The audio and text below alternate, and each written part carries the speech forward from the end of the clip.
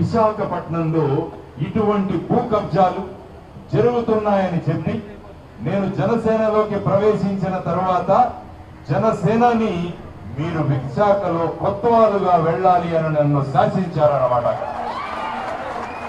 అక్కడ భూములకు రక్షణ లేదు, ప్రజలకు రక్షణ లేదు. కాబట్టి ఒక కొత్తవాలుగా ఒక ఎంపీగా మీరు వెళ్ళి అక్కడ నిలబడాలి అని ఆదేశం ఇస్తే ఇక్కడికి వచ్చి ఈ రోజు నామినేషన్ దాఖలు చేయడం జరిగిందన్నమాట. కాబట్టి మన నాయకుడి యొక్క కళలు, మన విశాఖపట్నానికి ఏదైతే ప్రాచుర్యం ఉందో, ప్లేస్ ఆఫ్ డెస్టినీ అంటారు, ప్రతి ఒక్క మనిషి ఇక్కడ వచ్చి నివసించాలనుకుంటాడు. అది విశాఖపట్నం. ఒక పొల్యూషన్ లేని, కాలుష్యం లేని ప్రదేశం విశాఖపట్నం. కానీ ఇప్పుడు చూస్తే నాకు ఒక సెంటు భూమి ఉందంటే రేపటికది ఉంటుందా లేదా అన్న ఆలోచనలో ఉన్నారు ప్రజలు. అటువంటి వాళ్ళు మనకు నేతలుగా తయారవుతున్నారు. కాబట్టి అటువంటి నేతలకు పాఠాలు చెప్పాలంటే అది కేవలం జనసేన పార్టీతో మాత్రమే సాధ్యం. ఇంతమంది జన సైనికులు ఉన్నారు. ఎందుకంటే నేను మహారాష్ట్రలో పనిచేసి వచ్చాను. మహారాష్ట్రలో ఛత్రపతి శివాజీ మహారాజు గురించి చదివి వచ్చాను నేను. ఆయన తక్కువ సైన్యంతో వెళ్లి పెద్దదైన మొఘల్ సామ్రాజ్యాన్ని ఎదుర్కొని ఎన్నో విజయాలు సాధించాడు ఛత్రపతి శివాజీ మహారాజు.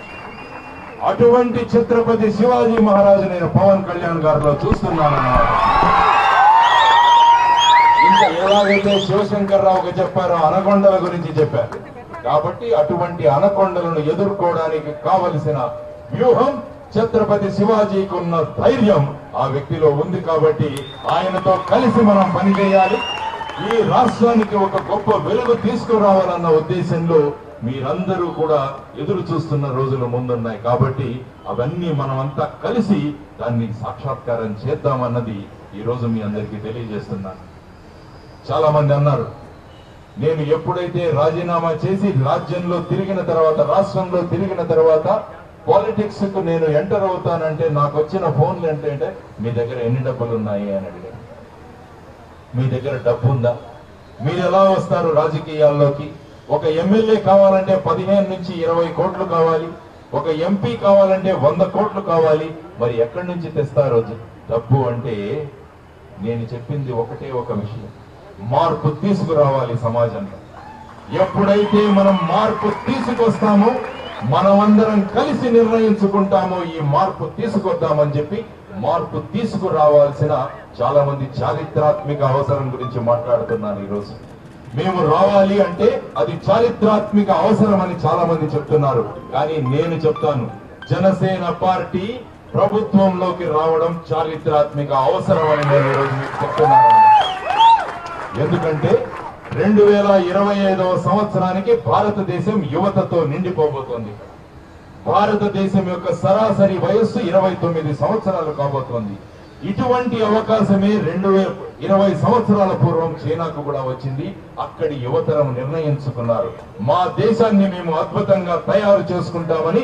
ఈ రోజు ప్రపంచ ఎకానమీనే, ఆర్థిక వ్యవస్థనే శాసిస్తోంది చైనా.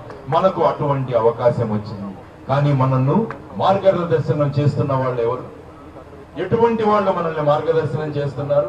సొంత ఆస్తులు పెంచుకోవాలి, సొంత ప్రతిపత్తి పెంచుకోవాలి, డబ్బులు చేసుకోవాలి అన్న వాళ్ళు మనల్ని నేతృత్వం ఇస్తున్నప్పుడు ఆ నేతృత్వాన్ని పక్కకు తీసి మన ప్రజల నేతృత్వాన్ని అక్కడ మనం స్థాపించాల్సిన చారిత్రాత్మక అవసరం ఉందని చెప్పేసి నేను ఈరోజు తెలియజేస్తున్నాను. ఎందుకంటే ఉద్యోగం ఇస్తానన్నారు కానీ 2000 రూపాయలు ఇస్తామంటున్నారు. ఫైనల్ ఎక్కడికి వెళ్ళాయి ఉద్యోగాలు మనం తీసుకురాలేమా?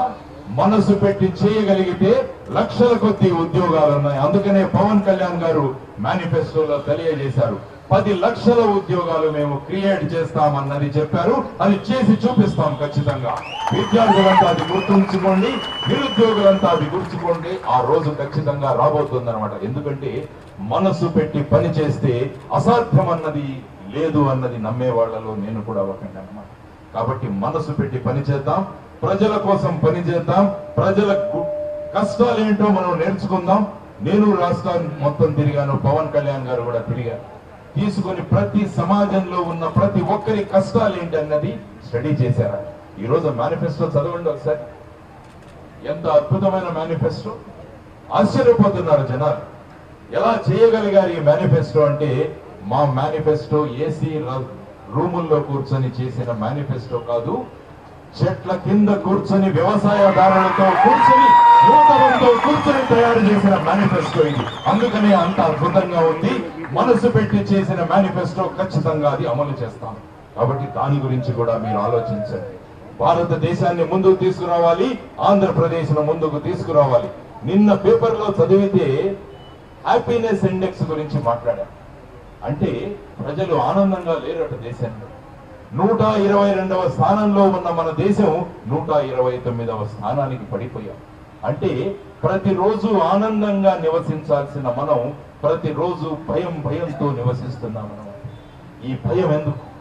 ఈ భయాన్ని పారద్రోలాలంటే మంచి నాయకులు వెళ్లి అసెంబ్లీలోనూ పార్లమెంట్ లోనూ కూర్చోగలిగితే ఖచ్చితంగా ప్రతిరోజు ఆనందమయమైన రోజు అవుతుందన్నమాట. మరి రాత్రి పడుకోబోయే ముందు మరుసటి రోజు ఉదయం కోసం ఎదురు చూసే దినాలను మనం తీసుకురావాలి. ఈ రోజు మరుసటి రోజు ఏమవుతుందన్న భయంతో పడుకుంటున్న మనం మరుసటి రోజు ఎంత అద్భుతంగా ఉంటుందనో చూసేదానికి మనమంతా ఆ విధమైన ప్రభుత్వాన్ని మనం తీసుకురావాలి.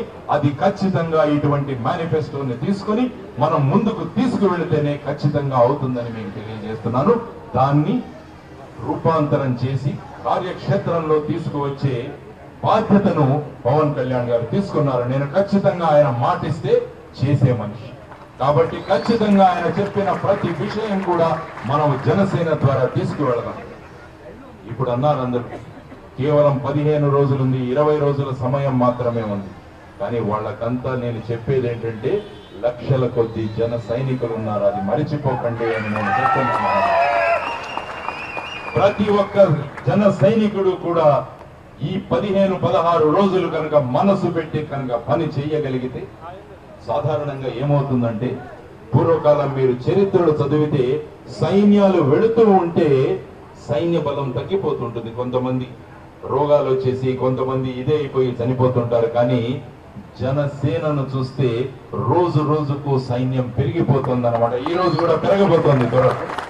ఈ రోజు ఈ కార్యక్రమం తర్వాత మళ్ళా జన సైన్యం ఇంకా పెరగబోతోంది. అటువంటి సైన్యాన్ని మనం అంతా తీసుకొని వెళ్ళి ఆ సేనాధిపతి మనల్ని తీసుకువెళ్తున్నాడు. కాబట్టి ఈ 19 రోజులు 18 రోజులు మనము 24/7 పని చేయాల్సిన అవసరం, బూత్ స్థాయిల్లో మనం వెళ్లాల్సిన అవసరం ఉంది. ప్రతి జన సైనికుడు కూడా కనీసం 40-50 మందిని కనుక ప్రభావితం చేయగలిగితే, ప్రభావితం ఇతరులు చేస్తున్నారు డబ్బులు ఇచ్చి, ఇతరులు చేస్తున్నారు మందు ఇచ్చి, కానీ జన సైనికులు ప్రజలకు భరోసా ఇచ్చి వాళ్ళ ద్వారా ఓటు చేయించాలన్నది నేను మీ అందరికీ తెలియజేస్తున్నాను. ఖచ్చితంగా చేయాలి. మన కళలు, మన మేనిఫెస్టో మనం సాక్షాత్కారం చేయాలంటే మనము ఆ స్థాయిలోకి వెళ్ళి మనం ప్రతి ఒక్కరూ ఒక 40-50 మందిని ప్రభావితం చేసి ఈ సిద్ధాంతాలు వాళ్లకు చెప్పి, అదే అన్నారు మీకు 25 సంవత్సరాల భవిష్యత్తునిస్తారు అని ఆయన చెప్పారన్నమాట. ఆ భవిష్యత్తు గురించి ప్రజలలో ఇది కల్పించాం. సత్య గారు మాట్లాడతారు. సత్య గారు నాకు ఎప్పటి నుంచో పరిచయం, 2014 నుంచి ఆయన చెప్పారు. మేమిద్దరం మంచి ఆప్తమిత్రులం. చాలా మంది అన్నారు ఈయన ఎక్కడి నుంచో బయట నుంచి వచ్చాడు క్యాండిడేట్, మరి ఎలా అవుతుంది, ఇలాంటి రకరకాల ఇవి మొదలు పెడతారు. నేను అదే చెప్తున్నాను, నేను విశాఖపట్నంలోనే ఉంటానని బాండ్ పేపర్ రాసిచ్చి మీ అందరికీ ఇస్తాను. బాండ్ పేపర్ మీద సంతకం రాసిస్తాను, మిగతా వాళ్ళని రాసి ఇవ్వమనండి. పార్ట్ టైం పాలిటిక్స్ కు నేను రాలేదు, ఫుల్ టైం పాలిటిక్స్ కు నేను వచ్చాను.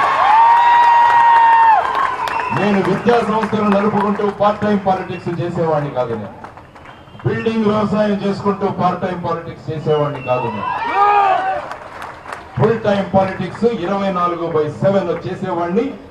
భారతదేశంలోని అతి ఉత్తమ పార్లమెంటు నియోజకవర్గం ఏంటంటే అది విశాఖపట్నం చేసి చూపిస్తాను.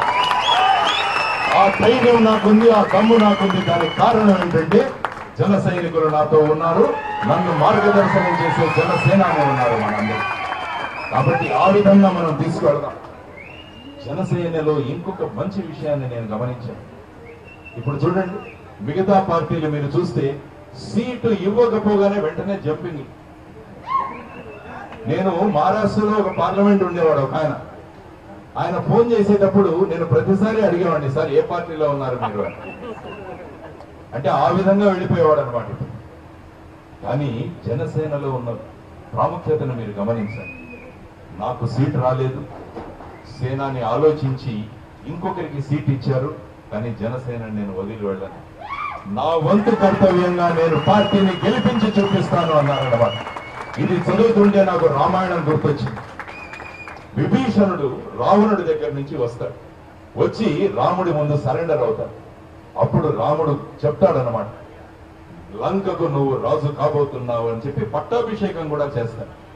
అప్పుడు ఎవరో రాముడిని అడుగుతారు, మనం ఇంకా యుద్ధం చేయలేదు కదా, మన యుద్ధంలో ఓడిపోతే మీరు ఇచ్చిన మాట ఏమవుతుందని రాముడిని అడిగితే రాముడు ఏమంటాడంటే, లంక లేకుంటే మన అయోధ్య ఉంది కదా అంటాడనమాట రాముడు. అంటే ఒకవేళ మనం ఇక్కడ ఇవ్వలేకపోతే ఖచ్చితంగా అయోధ్యకు నేను రాజును కాను, విభీషణుని రాజు చేస్తానంటాడు. అది జనసేనలో ఉన్న క్వాలిటీ అన్నమాట.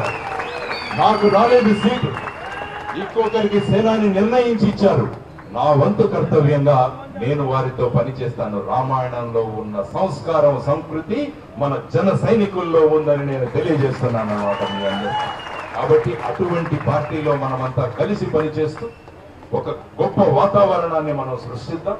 అసెంబ్లీ, పార్లమెంట్ లో క్యాండిడేట్స్ ఉండాలంటే ఇలాంటి వాళ్ళు ఉండాలని ప్రజలు ఆలోచించాలి. ఆంధ్రప్రదేశ్ భారతదేశంలో మార్పుకు నాంది కావాలి అని మనమంతా నిర్ణయించుకుందాం. ఆ విధంగా మనం పనిచేద్దాం.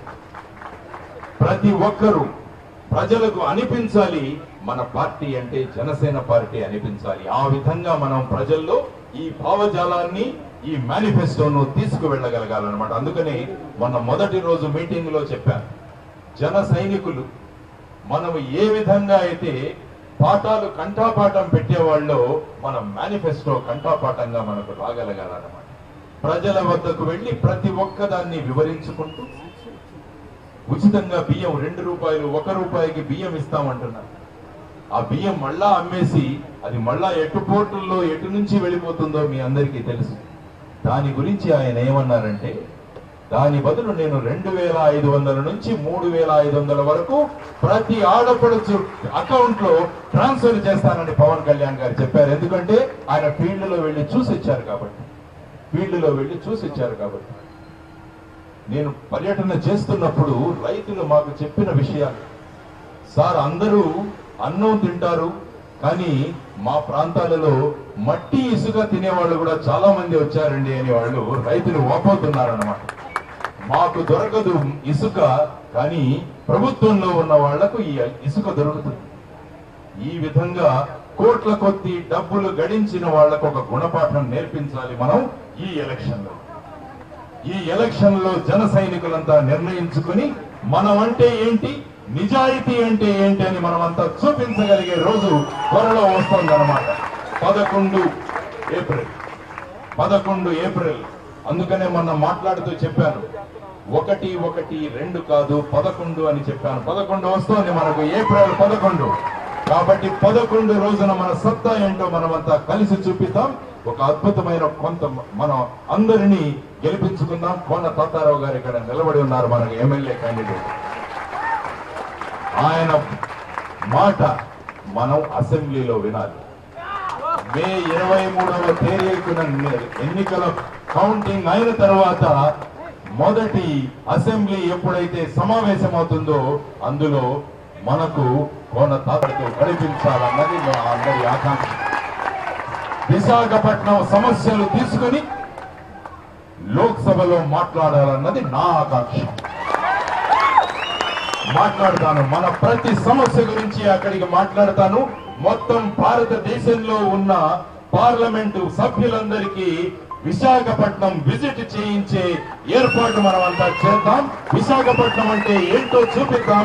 భారతదేశంలోనే అతి ఉత్తమ పార్లమెంటరీ కాన్స్టిట్యుయెన్సీగా మనమంతా కలిసి తయారు చేద్దాం. సింగపూర్కి వెళ్ళాలంటారు జనాలు, మంచి నగరం చూడాలంటే సింగపూర్కి వెళ్ళాలంటారు. ఈ ఎన్నికలు అయిన తర్వాత అతి గొప్పదైన నగరం చూడాలంటే సింగపూర్ మీద వైట్నర్ రాసి దాని పేరు ఏది రాయాలి మనం? వైజాగ్, విశాఖపట్నం పేరు మనం అంతా రాయగలగాలన్నమాట. ఆ విధంగా చేసే బాధ్యతను నేను తీసుకుంటున్నాను. ఈ నగరానికి కొత్వాలుగా బాధ్యతలు ఇచ్చారు జనసేనాని. అది కూడా నేను ఖచ్చితంగా చేస్తాను. ప్రతి ఒక్కరూ కూడా ఆనందంగా నిద్రపోయే రోజులు త్వరలో రాబోతున్నాయని విశాఖవాసులందరికీ చెబుతూ జన సైన్యం ఇంకా ముందుకు వెళ్ళాలి. ఈ 15-16 రోజుల్లో కూడా రాత్రనక పగలనక 24/7 లాగా మనం పనిచేసి మనం ఒక ప్రభుత్వం అంటే మంచి ప్రభుత్వం అంటే ఏంటి, ప్రజల కోసం ఏర్పాటు చేసే ప్రభుత్వం ఏంటో అన్నది ఒక్కసారి చవి చూపించాలన్నమాట. ఒకసారి మంచి రుచికి అలవాటు పడితే ఆ రుచి నుంచి మనం బయటికి రాలేము. ఇప్పుడు ఆ రుచి లేకుండా ఏదో ఒకటి పెడుతున్నారు కదా అని తింటున్నాం, కానీ ఒక్కసారి అటువంటి రుచిని మన ఆంధ్రప్రదేశ్ ప్రజలకందరికీ కూడా కల్పించే అవకాశం మనకు రాబోతుంది. దాన్ని వాడుకుందాం, ఒక మంచి రుచిని చూపిద్దామని మీ అందరికీ తెలియజేసుకుంటూ ఒక గొప్ప ప్రభుత్వాన్ని మనమంతా ఏర్పాటు చేద్దాం. మన 11 ఏప్రిల్న గాజు గ్లాసు గుర్తు మీద మొత్తం విశాఖపట్నం అంతా చెయ్యి ఎటూ వెళ్లకుండా కేవలం గాజు గ్లాసు మీదే వాళ్ళ చెయ్యి వెళ్లేటట్టు మనమంతా చేద్దామని తెలియజేస్తూ సెలవు తీసుకున్నాను. జై జనసేన, జై పవన్ కళ్యాణ్ గారి నాయకత్వం, జై హింద్.